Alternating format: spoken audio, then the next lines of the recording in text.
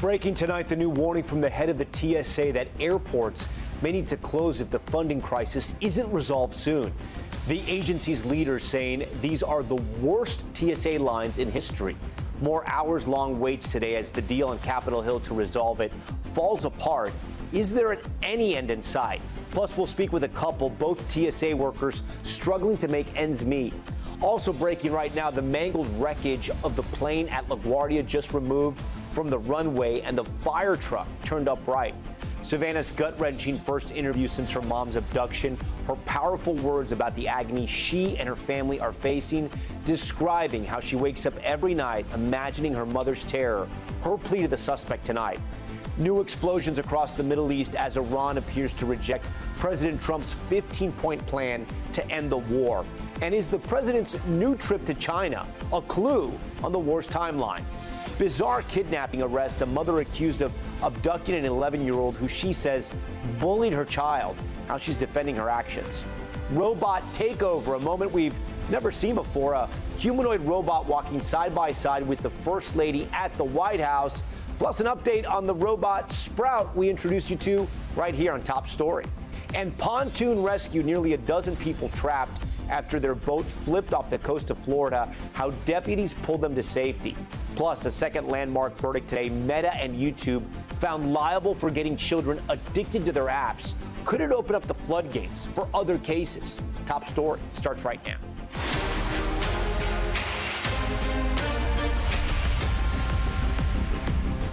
And good evening tonight.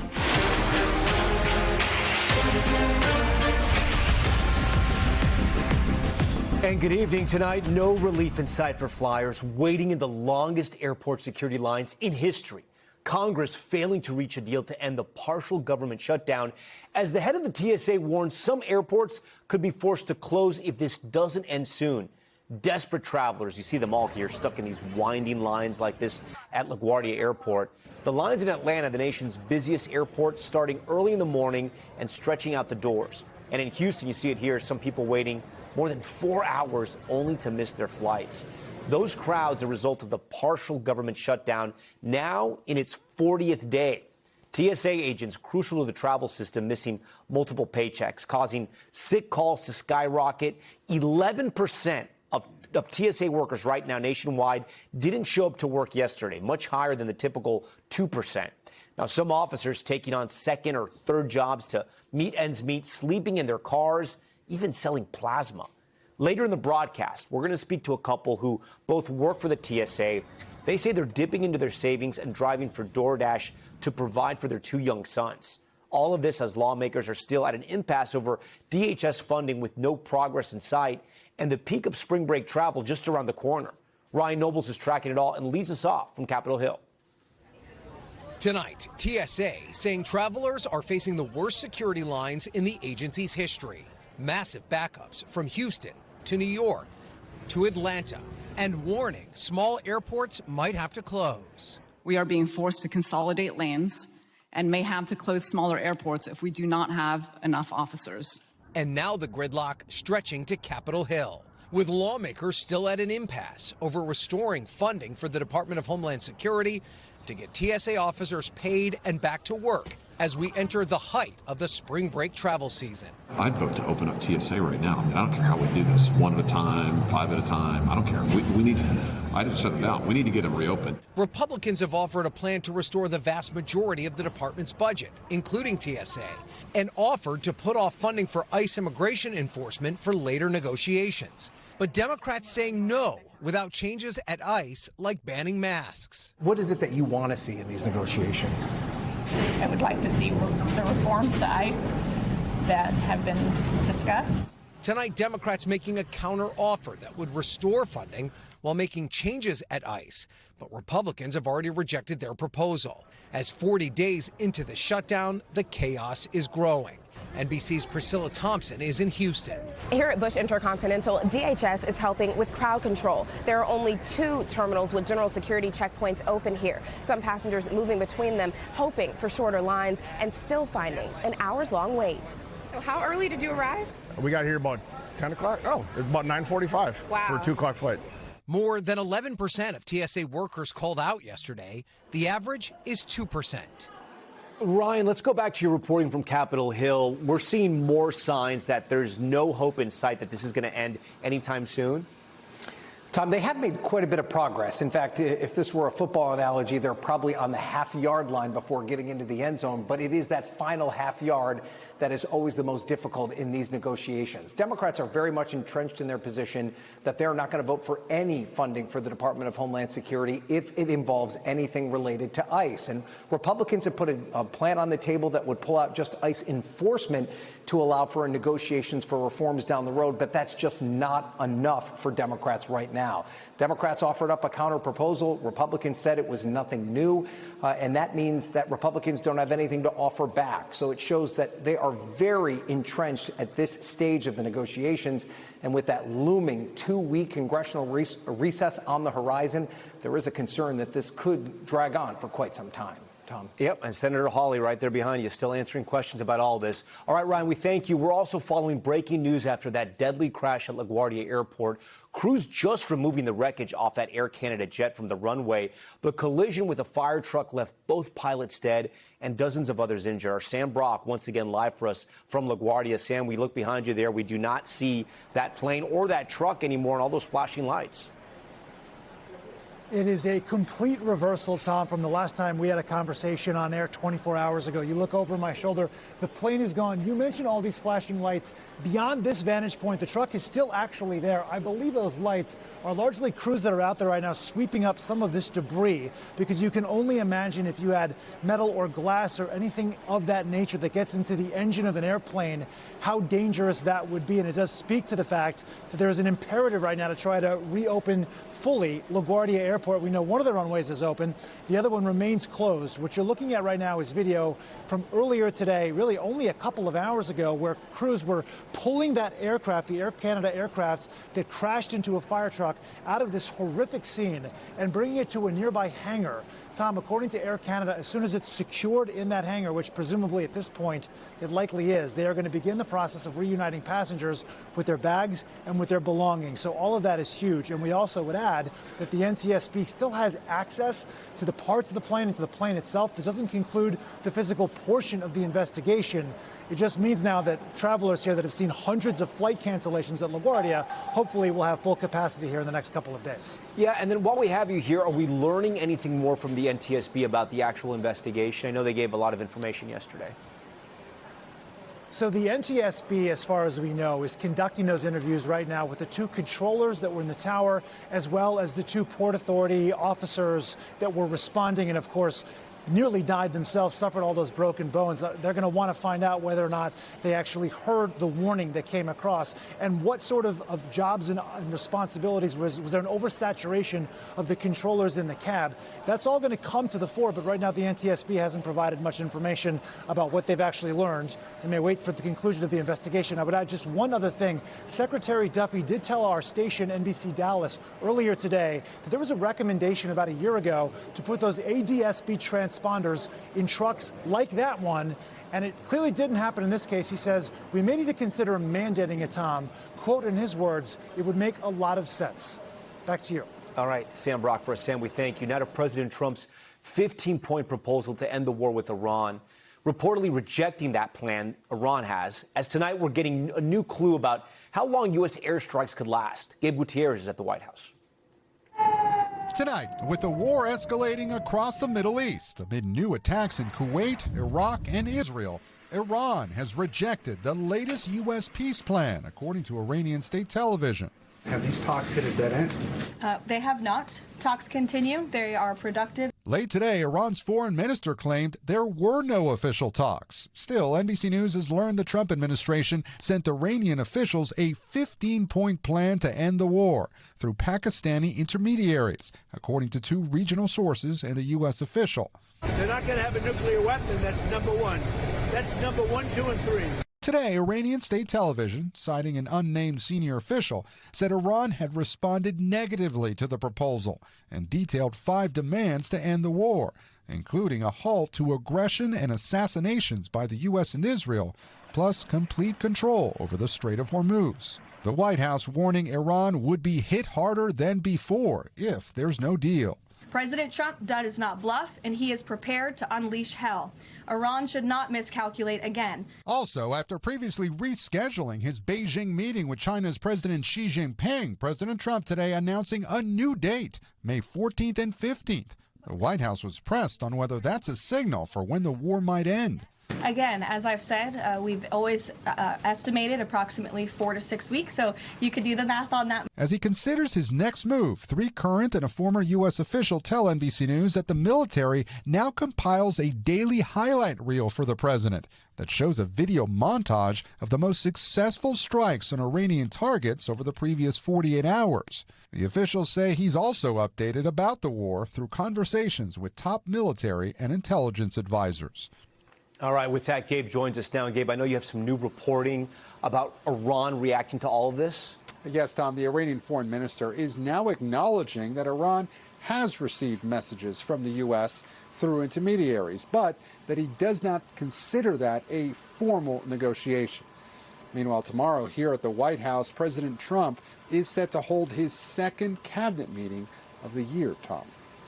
Okay, Gabe Gutierrez, we thank you for that. I want to bring in our Iran and military experts now. Colonel Steve Warren is an NBC News military analyst and a good friend to Top Story. And Houman Majd is an Iranian-American writer and NBC News contributor. Houman, I'm going to start with you right now. The White House says talks are productive. Iran's foreign minister denying that talks are even happening. Meanwhile, the Pentagon is sending troops, even as the Speaker of the House says the military operation is almost over. I mean, there are a lot of mixed signals here. What can you read from all those contradictions? Well, it's hard to say. I mean, it's clear that there aren't any talks. I mean, I think the foreign minister is correct in this case. In order to have talks, you've got to be talking to someone. And even though President Trump has said that the Iranians have reached out and they've called me and they've sent this prize and this present to the White House, it's been received, it's worth a lot of money, there's no indication that any such thing has really happened. So we have to be a little skeptical about all of that. And I think in terms of talks, well, there's talks about talks. That's what it's all about. I wouldn't even call it talks. I would say that there are messages about talks. And so far, there haven't been any talks. So, you know, you'd be forgiven for being completely confused as to where this is all going, especially with U.S. troops now being sent to the region, either as a threat to Iran or if they're indeed going to be used for a ground invasion or to take over an island. Colonel, today 6 of Iran's neighbors in the Gulf there said Iran's actions are undermining security in the region. We saw this so rapidly become a regional war. So the longer this goes on, do you think the longer the regional war continues, or does this become a sort of 1-on-2 Iran versus Israel and the U.S.? Yeah, I think, Tom, that's the exact right way to think about this, is how is it going to expand? And I think the Iranians want this to remain a regional war. Their strategy appears to be sort of two-pronged. Number one, try to increase the economic pressure across the West and really around the world. And then number two, pressure the other Gulf nations into becoming sick of this war, and they may in turn pressure the President of the United States. Houman, I do want to ask you, there's this timeline that the White House has put forward, 4 to 6 weeks. There's now this trip in China, which some say may signal that's when the president may want to wrap this up. We don't know. The Iranians have been at this sort of for decades, maybe not living in these types of miserable conditions. But do you think the Iranians are going to try to play a long game here? Oh, absolutely. I mean, they've said they are going to. They definitely have kept some of their more accurate missiles to use now. As we've seen, the hit rate has gone up from a less than 10% hit rate to over 20%. So they are being cautious in how they're proceeding. They expect it to be a long war. They're prepared for it to be a long war. They've prepared ever since the June war in 2025 for such a war, and they've executed the war in the way that they believe they have the upper hand right now. The upper hand in the sense that they have been able to control the Strait of Hormuz. Even if they haven't closed it officially, they are controlling the Strait of Hormuz, which is where 20% of the world's petroleum products flow through. Colonel, So, what needs... I hear you, Human. Colonel, what needs to happen for the U.S. to sort of claim a victory? Is it militarily possible for them to take the Strait of Hormuz in a manner where U.S. troops aren't involved? You can't take the Strait without putting troops in the Strait. I don't think you can. You can put naval vessels in there, but the threat will remain. The way the Strait opens is by convincing the commercial mariners that it's safe. And I believe the commercial mariners will only feel safe, if they understand that friendly forces control both sides of that strait. Even then, it's going to be a tough hill to climb. Yeah, and I don't think we're anywhere closer to that happening. Colonel Human, always great to talk to you. Thank you. Back here at home, we had a huge landmark ruling in Los Angeles with massive implications for social media companies. A jury ruling Meta and YouTube were deliberately addictive to a minor. NBC's Laura Jarrett explains. Oh my God. Families crying tears of joy outside a Los Angeles courthouse today after a jury returned a historic verdict against tech giants Meta and YouTube. Big Tech, your gig is over. In a first-of-its-kind case surrounding the question, are social media platforms dangerous for minors? The jury finding Meta, the parent company of Instagram, and YouTube negligent in designing their platforms to be addictive. A now 20-year-old woman who says she developed depression and anxiety from using social media as a kid awarded $6 million in damages. Parents and attorneys celebrating the landmark win. We've sent a message with this that you will be held accountable for the features. Internal company records on full display over the course of this 5-week trial, some suggesting Instagram wanted to maximize the time kids spend on the app. Meta CEO Mark Zuckerberg told the jury the company's goals changed over time, emphasizing its newer safety features for teens. But grieving parents who say they lost children to the dark side of social media huddled over a phone watching today's verdict come in. For many, this trial has served as a referendum on what they see as the dangerous and addictive features of these platforms. We've been screaming on the top of roofs about for years. YouTube owner Google saying this case misunderstands YouTube and that the platform is not a social media site. Meta saying tonight teen mental health is profoundly complex and cannot be linked to a single app. Both companies now vowing to appeal. It all comes on the heels of another verdict Meta says it will appeal. A New Mexico jury awarding the state $375 million on Tuesday against the company for creating a breeding ground for child sex predators. Okay, Laura Jarrett joins us now live in studio. Laura, I want to go back to that moment in your report where we saw those mothers huddled around the phone. And this was about a single victim, right? But there are so many families out there that are looking for justice as well. Some of these mothers that you're watching, Tom, are people who have active lawsuits against Meta, against other companies. And that's why this case was so important, because essentially it served as the playbook, as the test case, if you will, for other people to be able to do this successfully. Because up until now, this has never been done before. Yeah, and then I know you just got off the phone with the lawyer for the victim in this case, and he was telling you the biggest piece of evidence he thought in his mind that swayed the jury here? Yeah, I asked him, what do you think it was? Was it Zuckerberg coming in person? Was it his affect? What was it? And he actually thinks it's the whistleblowers, the in-company representatives who were able to take the jury inside Meta and say, this was not an accident, this was done deliberately, this was done on purpose to make it addictive to teens. Okay, Laura Jarrett breaking it down for us. Thank you. Now to the dramatic body cam footage showing the moments after a woman says her husband tried to kill her while on a hike in Hawaii. Steve Patterson was in court in Honolulu again today in that attempted murder trial, and a warning, the video you're about to see is disturbing. This is the moment a responding officer arrives to the grisly aftermath of a cliffside attack and sees Ariel Koenig appearing to struggle to walk. 2 nurses hiking that day help her. Police body cam video playing out in front of the jury for the first time. Prosecutors say it's another key piece of evidence supporting their case that a Maui doctor tried to kill his wife. The video shows Ariel being treated, her head bandaged. Prosecutors say Dr. Gerhard Koenig tried to push his wife off a cliff before striking her several times with a rock as she fought for her life. Ariel taking the stand yesterday. And we have this moment of like, he seems like he takes a deep breath, and then he just starts hitting my face and my head with a rock. But the defense argues she started the scuffle, the volatile end to a faltering marriage, what they describe as a months-long inappropriate relationship with a colleague. She came after him, started kicking, punching, they end up on the ground. The evidence will show Ariel Koenig says many untrue things about what happened. And she did so, you will see, to get the upper hand in the coming divorce and custody case. An eyewitness recounting the attack.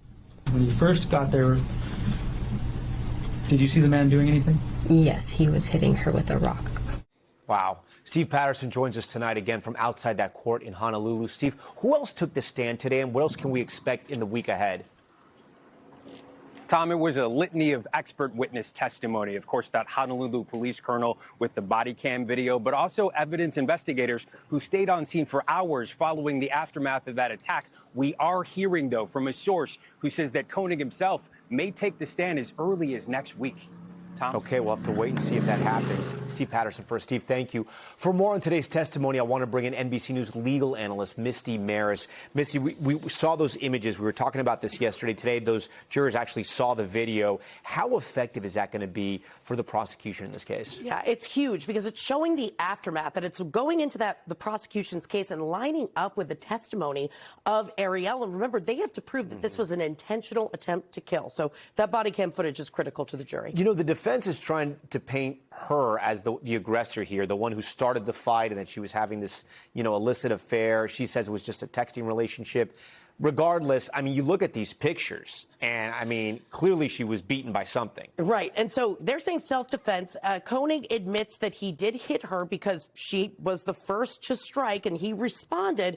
But that's why you hear in the cross-examination, keep listening for it, the defense is trying to undercut the severity of the injuries to fit that narrative. And we just heard that he may testify. Now, Tom, we know it is risky to take the stand. But remember, when you assert a self-defense claim, you have the burden to show that that you acted reasonably under the circumstances, proportionately to the threat. So the only person who could say that is Koenig. So will he take the stand? We'll see. But that could be part of the defense strategy. What did you think of that last witness that we just heard on the stand there in Steve's report? Very, very effective and really, really good for the prosecution. Okay, we'll see what happens tomorrow and the days ahead. Misty, thank you. We're going to be back in a moment here in Top Story with our beloved colleague and our good friend Savannah, sitting down for her first interview since her mother was abducted. That emotional and heartbreaking conversation. Plus, disturbing allegations out of Utah. This is a wild one.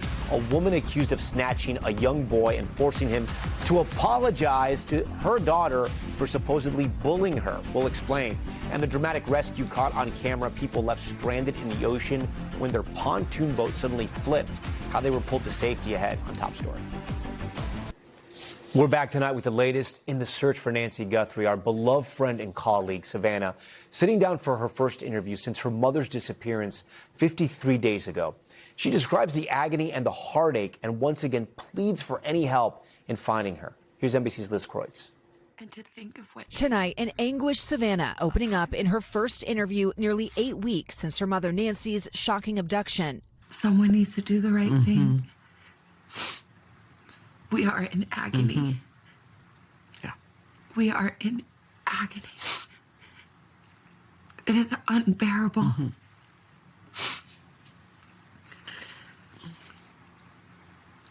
And to think of what she went through. I wake up every night, in the middle of the night, every night. And in the darkness, I imagine her terror. And it is unthinkable, but those thoughts demand to be thought. And I will not hide my face.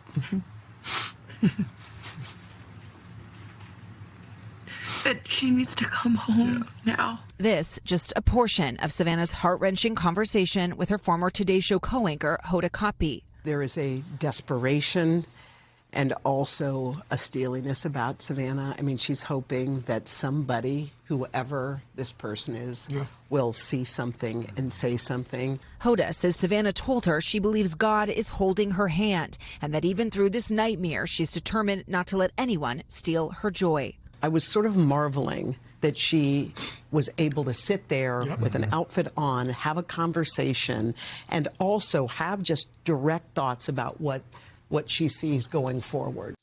And Tom, Hoda says in the interview, Savannah also addresses the latest in the investigation. A reminder that if you know anything, you can contact the FBI tip line, 1-800-CALL-FBI. Tom. And please call the FBI if you have any information. You can see much more of Savannah's interview with Hoda tomorrow on Today, on NBC, and right here on Top Story as well. Still to come tonight, the big change that could be coming to the Postal Service, why the war with Iran might soon impact the cost of shipping your packages. Plus, Stephen Colbert's second act, the apparent dream gig for the late-night host after he signs off at CBS. We'll tell you about it. Stay with us.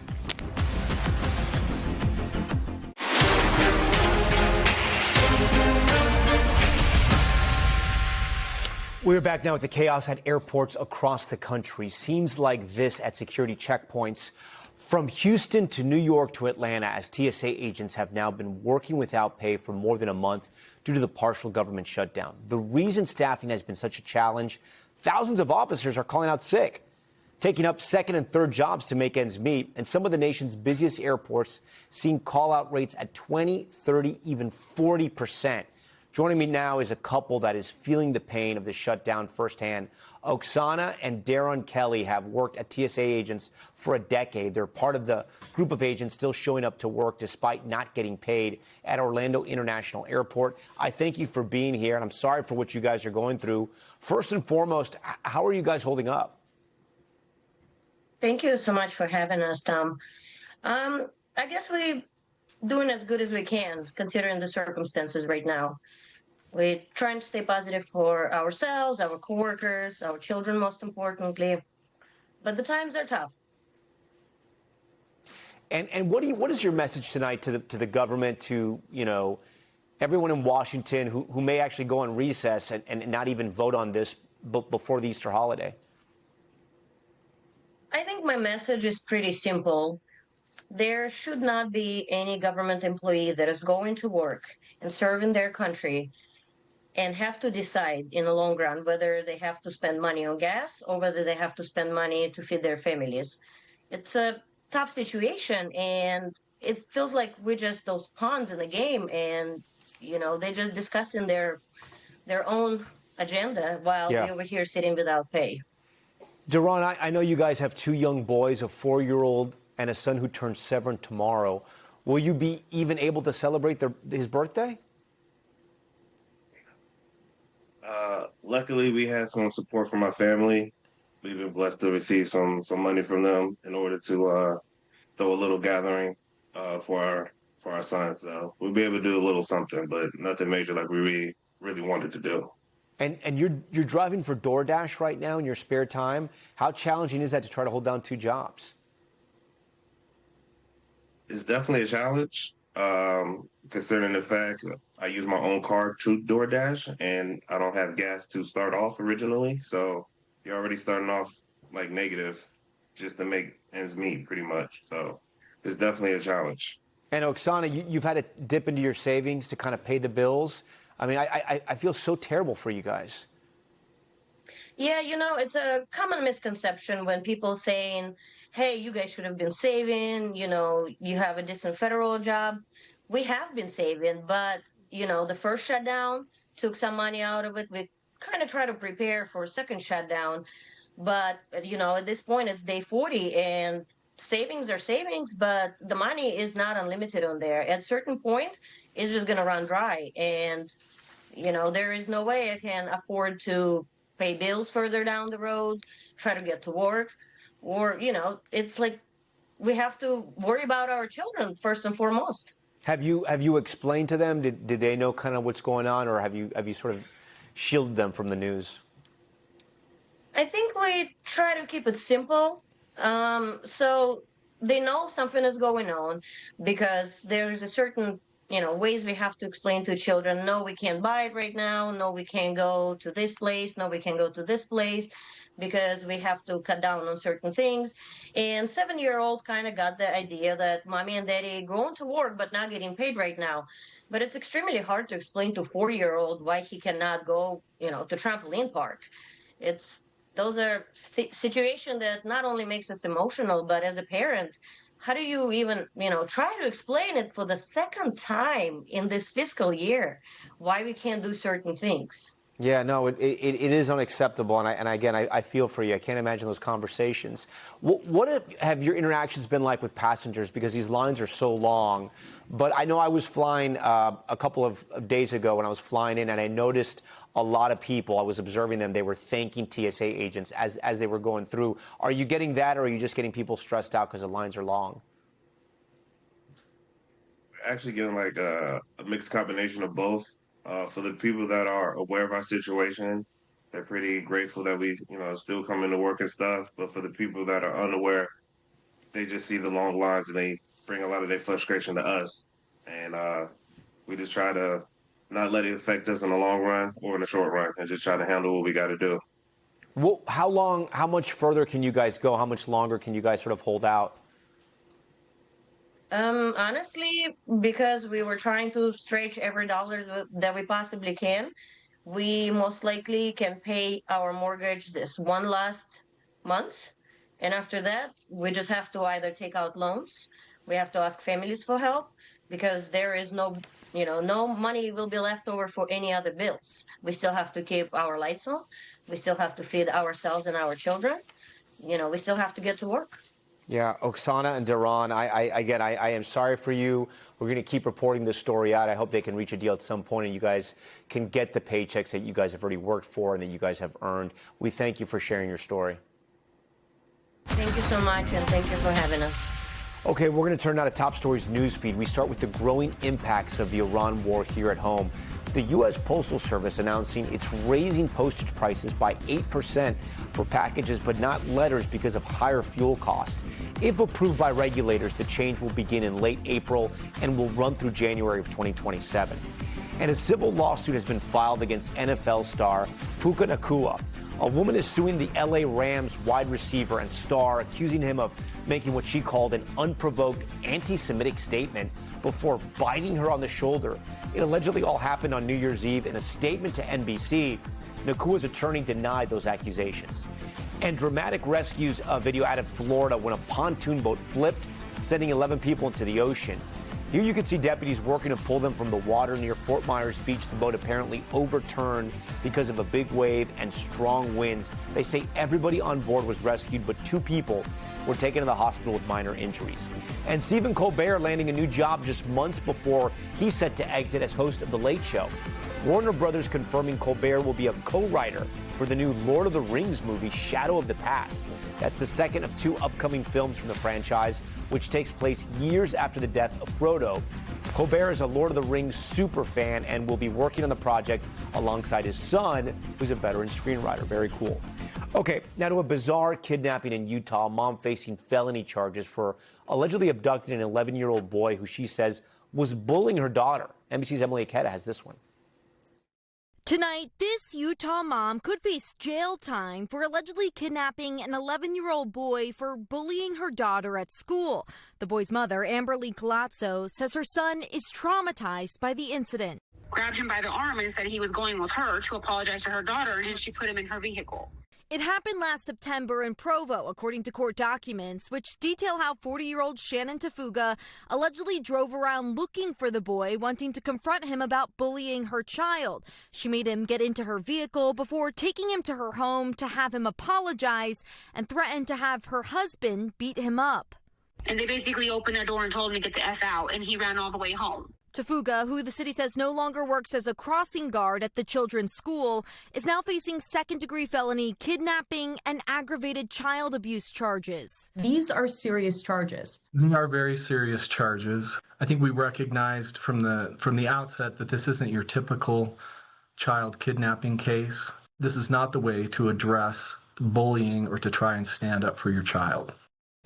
And with that, Emily Aketa joins us now. So, Emily, we're also hearing from the accused mother's legal representatives. Yeah, that's right. Tafuka's attorney is pushing back, calling the allegations not accurate and describing them as a symptom of, quote, an erosion of traditional family values where children were once held accountable by their own parents. She's expected to appear in court next month, Tom. Okay, Emily, we thank you for that. When we come back tonight, right here on Top Story, a remarkable moment at the White House. First Lady Melania Trump walking side by side with a humanoid robot. We'll tell you what this was all about.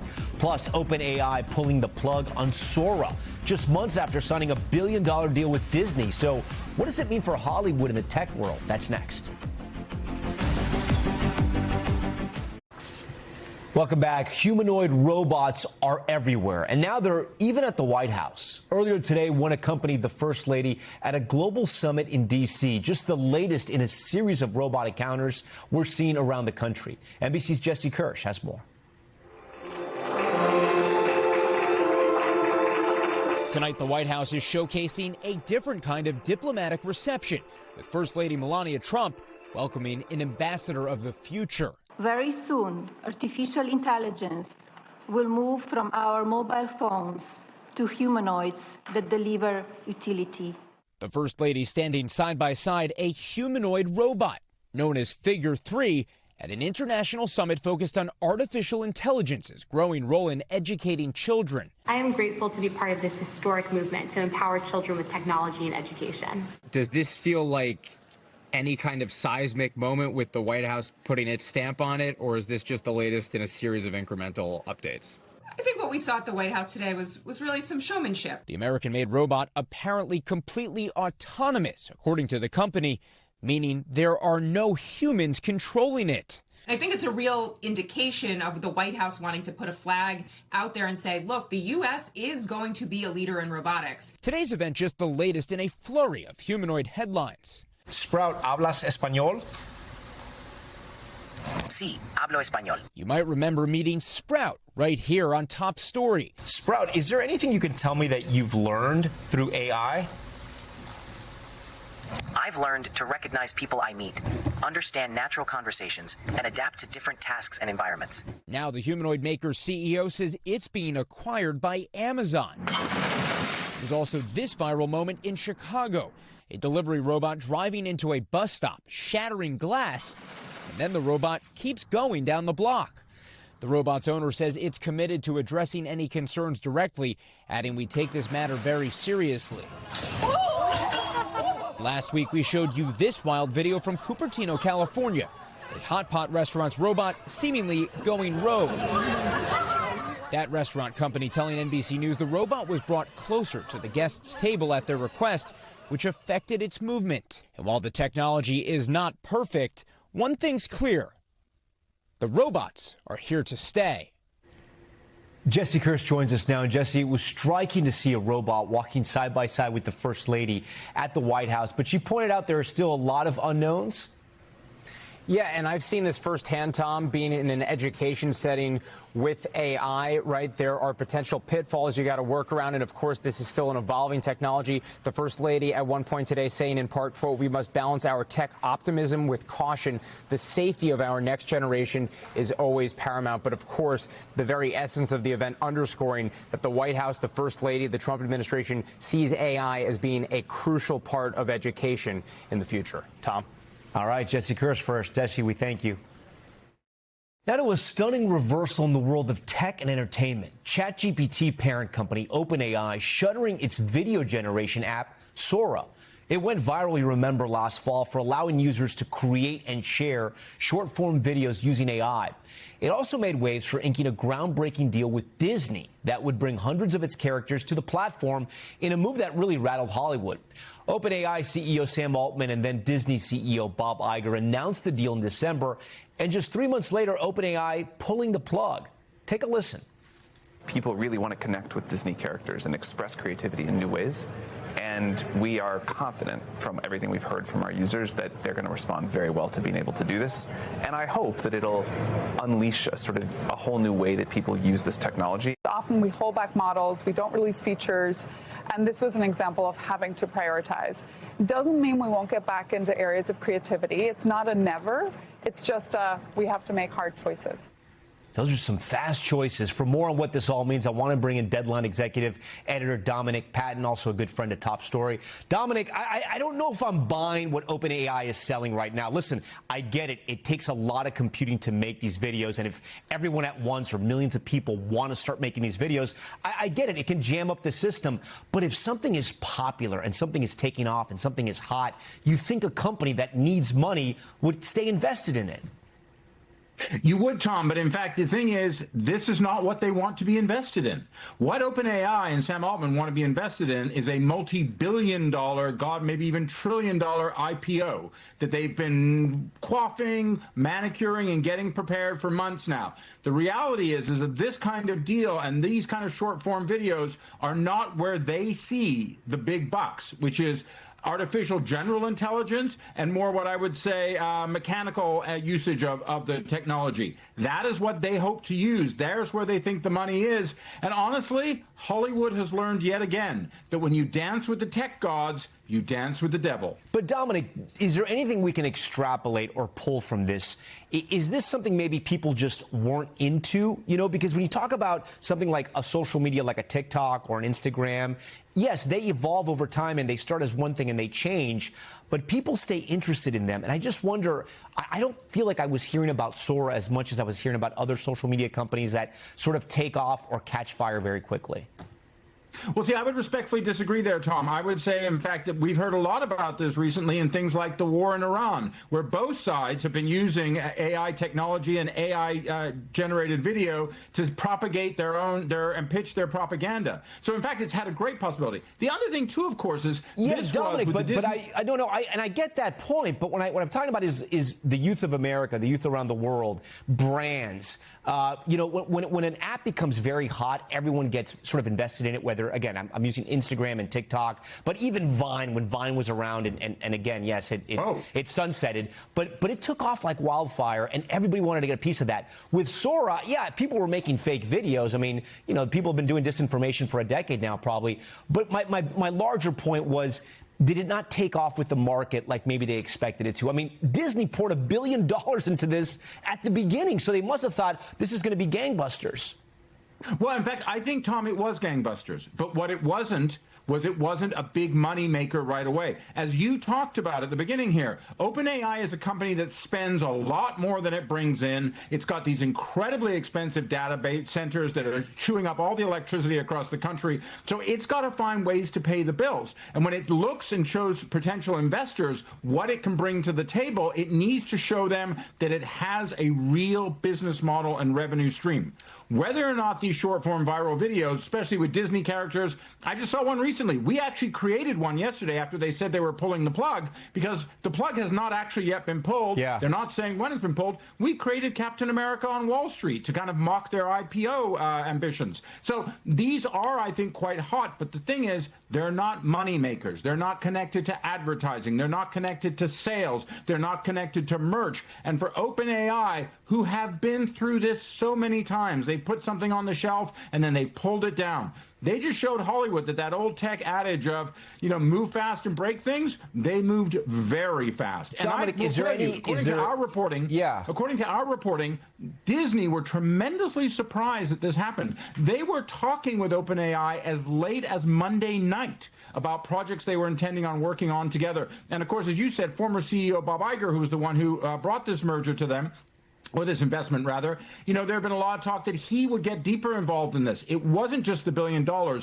It was the licensing of the 250 Disney characters within certain guardrails, obviously. That was seen as a bonanza for Disney as well, who hope to break into the short-form market on their own platforms. Is there schadenfreude in Hollywood about this? A little bit of like, the creator economy, let's just stick to making movies in Hollywood, doing what we know best, and this is what the public wants?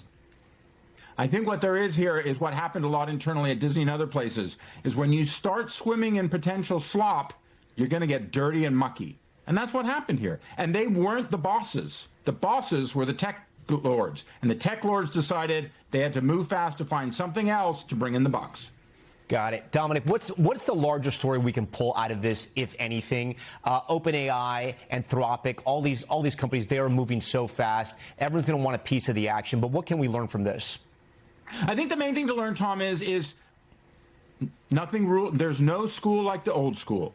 Anthropic, we're looking at some of the issues that they're having with the Pentagon. We're looking at other things. What was once baseline manufacturing, those kind of things, assembly, hard goods, products, getting missiles from the drawing board to the launch pad in 70 days, that is where AI can make money.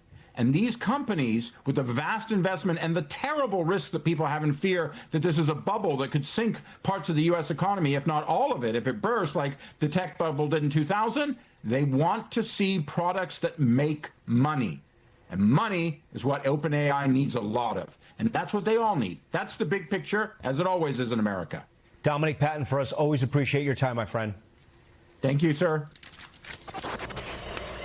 All right, time now for Top Stories Global Watch. We start with an update in that arson attack we brought you yesterday that's being investigated as an anti-Semitic hate crime. British police say they've arrested 2 men in connection with the 4 ambulances belonging to a Jewish charity that were set on fire earlier this week. Authorities described it as an important breakthrough in the case, but say a 3rd suspect might still be at large.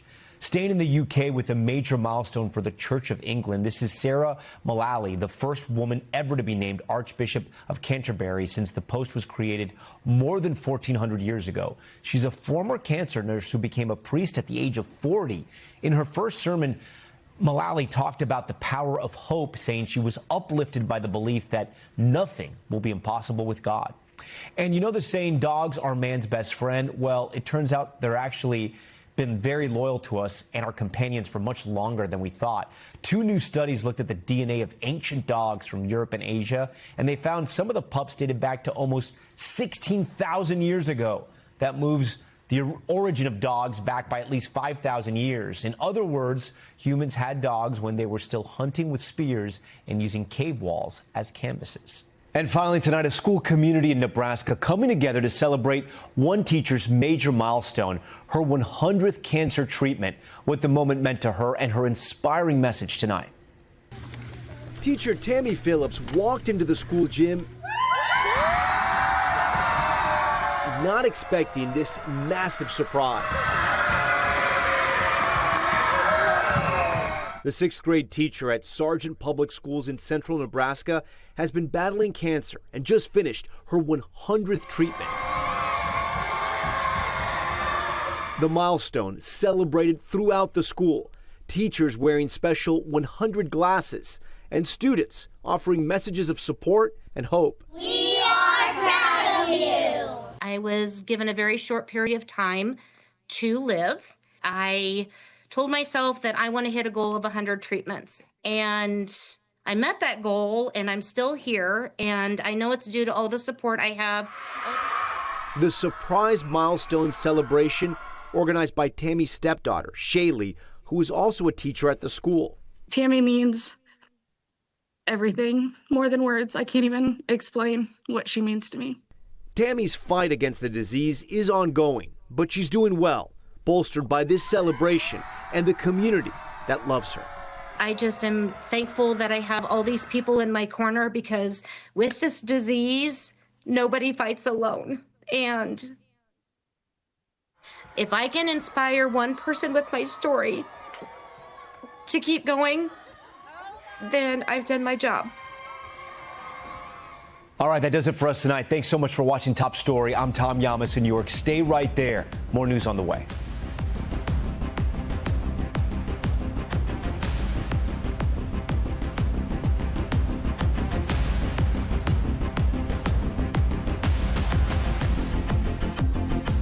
In Nebraska, coming together to celebrate one teacher's major milestone, her 100th cancer treatment, what the moment meant to her and her inspiring message tonight.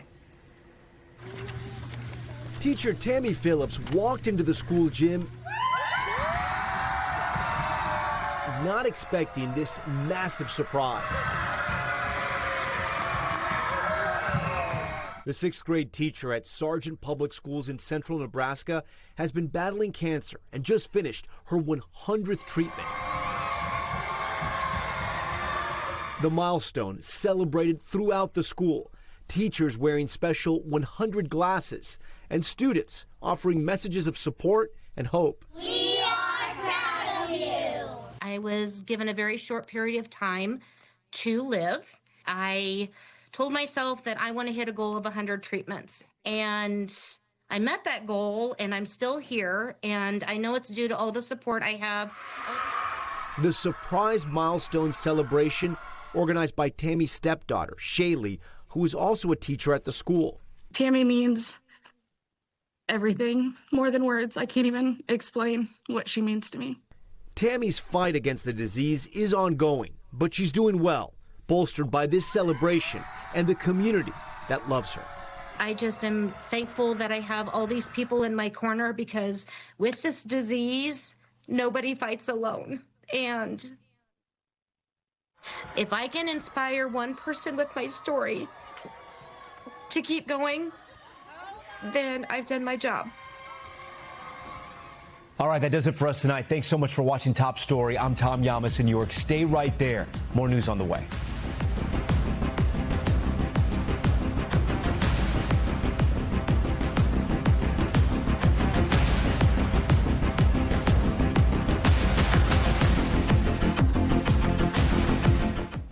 We thank you for watching, and remember, stay updated on breaking news and top stories on the NBC News app or watch live on our YouTube channel.